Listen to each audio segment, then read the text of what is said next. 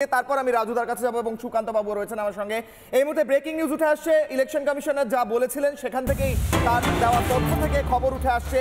বাংলায় শীঘ্রই লাগু হবে এসআইআর। বাংলায় কবে এসআইআর হবে তার সঠিক সময় জানানো হবে, আলোচনা করে সঠিক সময় জানানো হবে। 3 কমিশনার আলোচনা করে জানাবেন, মন্তব্য করেছেন সিইসি জ্ঞানেশ কুমার। কি বলেছেন তিনি শুনবো। जहाँ तक वेस्ट बंगाल के एसआईआर की तारीख की बात है, हम तीनों कमिश्नर्स एक उचित समय देखकर उसका निर्णय लेंगे कि कब वेस्ट बंगाल में होना है या देश के अन्य राज्यों में कब होना है। उसकी तारीखों का ऐलान आने वाले समय में उचित समय पर किया जाएगा। নির্বাচন কমিশনার আজকে পয়েন্ট টু পয়েন্ট এক স্পষ্ট করলেন এবং বললেন যদি প্রমাণ না হয় তাহলে দেশের কাছে ক্ষমা চান। দেশের মানুষকে তো আপনারা গুমরাহ করছেন শব্দ ব্যবহার করলেন, অর্থাৎ মানুষকে ভুল বুঝে মিথ্যাচার করার কথা বলছেন। নীলাভ বলছিলেন যে ভুয়ো ভোটারের নাম আছে, আরে ভুয়ো ভোটারের নাম বাদ দেওয়ার জন্যই তো এসআইআর করা, তাই তো প্রসেস, নাহলে তো হতো না এসআইআর, প্রয়োজনই ছিল না। বলুন স্যার। দেখুন, সংবিধানের 324 ধারা অনুসারে ফ্রি অ্যান্ড ফেয়ার ইলেকশন, অবাধ এবং শান্তিপূর্ণ নির্বাচন করাটা নির্বাচন কমিশনের কাজ।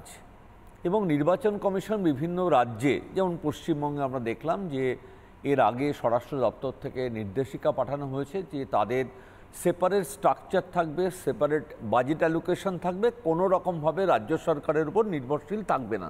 পরিষ্কার। তাহলে তার মানে এতদিন রাজ্য সরকারের উপর নির্ভরশীল ছিল। এটা বিষয় যে আমরা ভূত খুঁজতে গিয়ে ভুল খুঁজছি।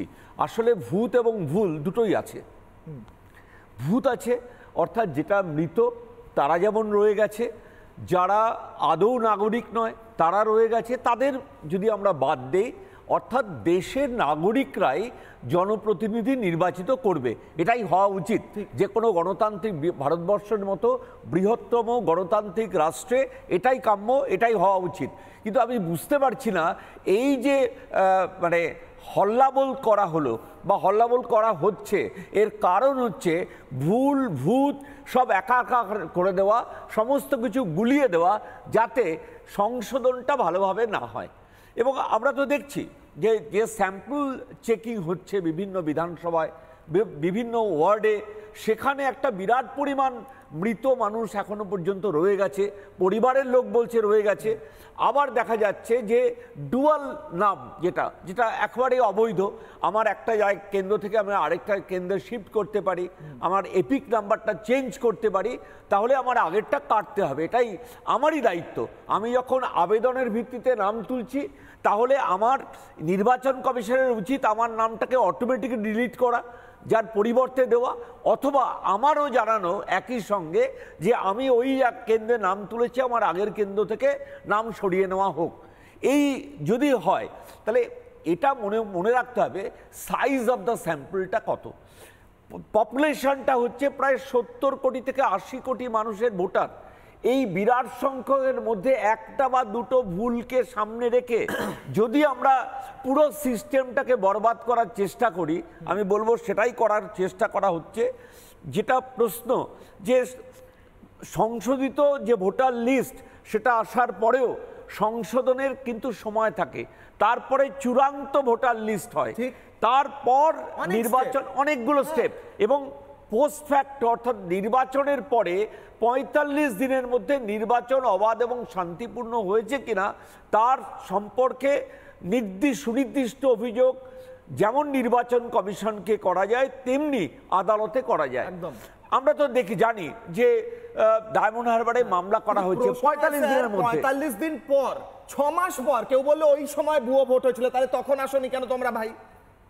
এটা তো আমি বারবার বলছি যে সব বিষয়টাকে গুলিয়ে দেওয়ার চেষ্টা করা হচ্ছে।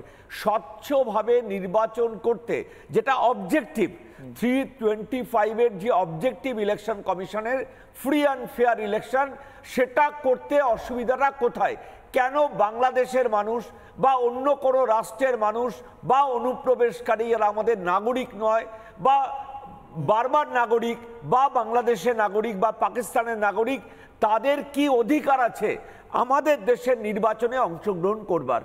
আমি এর আগেও একটা উদাহরণ দিয়েছিলাম যে 1995-এ বলজিৎ রায় আসামের ফরমার ডিজি, তিনি একটি বই লিখেছিলেন অ্যাভালেসেন্স অফ বাংলাদেশ, এবং তিনি সেই সময় একেবারে মেথডিক্যালি দেখিয়েছেন যে প্রত্যেকটা আসামের লোকসভা এবং বিধানসভায় কত অনুপ্রবেশকারী আছে, কারণ তিনি একটা পদে বসেছিলেন।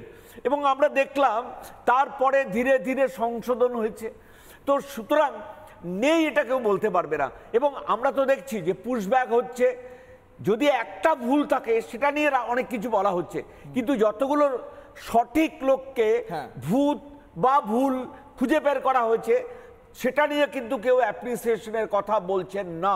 ঠিক, আমি এখান থেকে স্যার এই মুহূর্তে একটা ব্রেকিং নিউজ এসেছে আমার কাছে। ব্রেকিং নিউজ নিয়ে নানা ধরনের কন্টেন্ট দেখার জন্য লাইক করুন, শেয়ার করুন আমাদের ফেসবুক পেজ, সাবস্ক্রাইব করুন আমাদের ইউটিউব চ্যানেল।